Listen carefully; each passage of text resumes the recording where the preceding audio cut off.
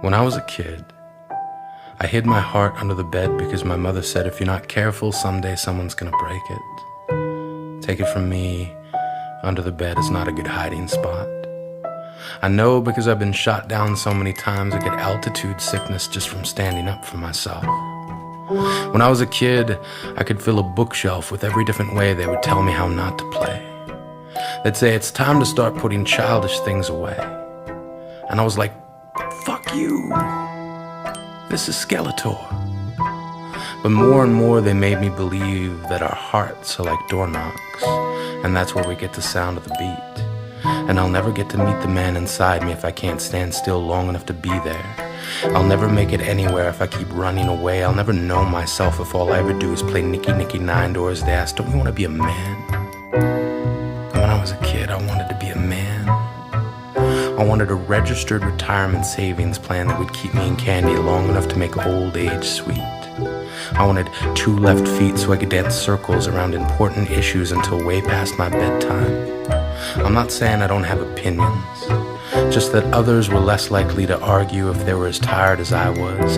Fatigue does to men what a goodnight kiss does to kids. It puts weights on our eyelids and returns us to a place where reason and imagination lace together shoes whose tongues stick out at stillness and beckon us to move forward.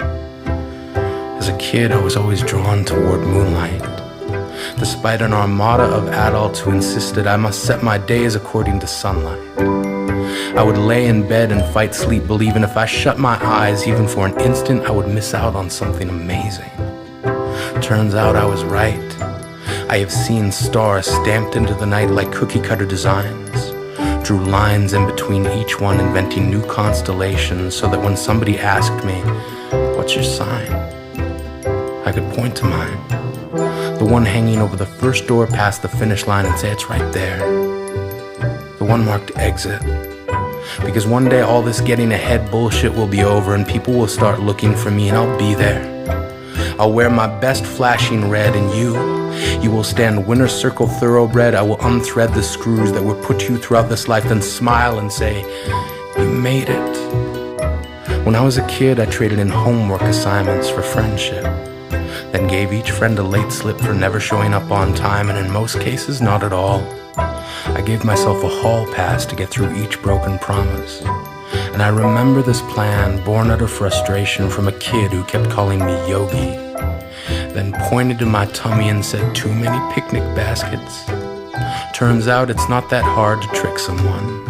And one day before class I said, yeah, you can copy my homework. And I gave him all the wrong answers that I'd written down the night before. He got his paper back expecting a near perfect score and couldn't believe it when he looked across the room at me and held up a 0.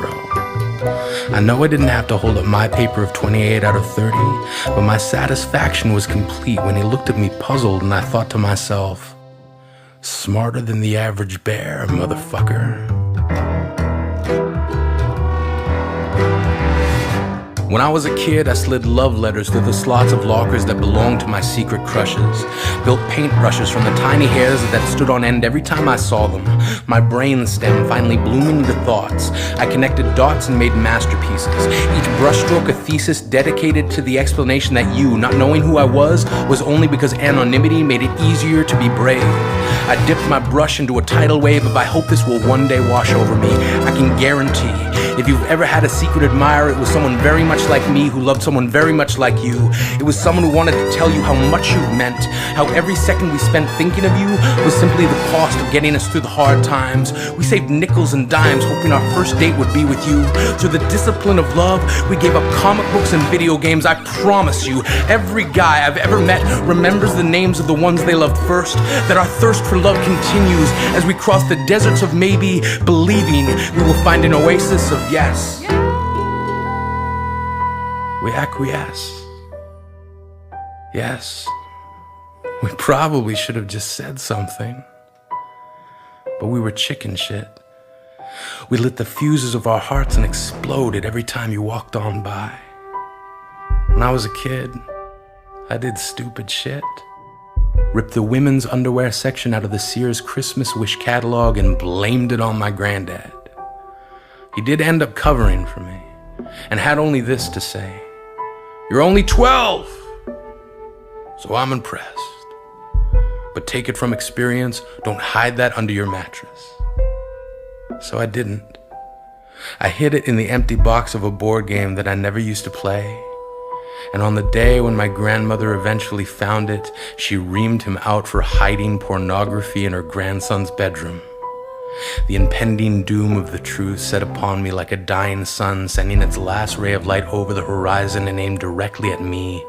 He didn't say a word. Incurred the full wrath and laughed with me later, saying, "It's like your heart. It doesn't matter where you hide it. Lovers are like little kids lifting up a rock looking for an insect. They will find that shit." When I was a kid, I trusted myself enough to know that one day I'd be a man. One day I'd have a childhood for a past and a future for a backup plan. That every gauntlet I ever ran was a potato sack race in which time would chase me further toward an ending. I am bending myself back to the beginning, reminding myself there is no winning any race against yourself. Slow down. And when the kid in you falls, turn around. Pick them up, dust them off, then continue. Trust me, you are gonna need that kid. You are gonna need someone to remind you that every weed is a flower, just trying to make shit work. That every jerk you ever encounter is just another someone who somehow forgot it's okay to need a hug. It's okay to be afraid. When I was a kid, I played hopscotch with the lines they drew in the sand, landed on the conclusion that secondhand clothes at least have the benefit of experience, and I've got a 137th hand heart, broken apart and stitched back together at the seams. I've cartwheeled across balance beams made from the broken finger bones of people who could not let go of this life. I still love the night. I love the fact that if you squint your eyes just right, stars look like porcupines of light, stumbling across the dark, dipping their quills into the night, trying to write apologies for all of the unanswered wishes from the times we once wished upon them. And sometimes I still wish. And most times I wish I didn't have to. I wish I didn't have to wish. So I guess what I'm saying is that I hope I never forget that kid who grew up inside me. He just seemed to laugh a little bit louder, smiled just a little bit longer, loved a whole lot stronger, world's first official awesome monger, taking awesome from door to door. Take as much as you need, don't worry about me, I got more. I got a candy store filled with whatever it's gonna take to make tomorrow sweet. I got 2 left feet and no bedtime. I'm still not brave enough to have an orgy, but I rock the slumber party, come nap with me. First one to fall asleep loses. First one to fall asleep wins. The race stops at the start and the finish line is where it begins, so this time first one to lose wins. I know we never meant to turn our hearts into garbage bins. It was an accident. I know the headlines about us giving up were a misprint and really just bad reporting. I know we've been boarding up all the windows from the outside in. We've been doing it ever since they told us to start letting things go. And I know we got into the habit of throwing everything away. But your heart is a door knock, and every time it beats, it's just that kid's way of asking, "Can you please come out and play?"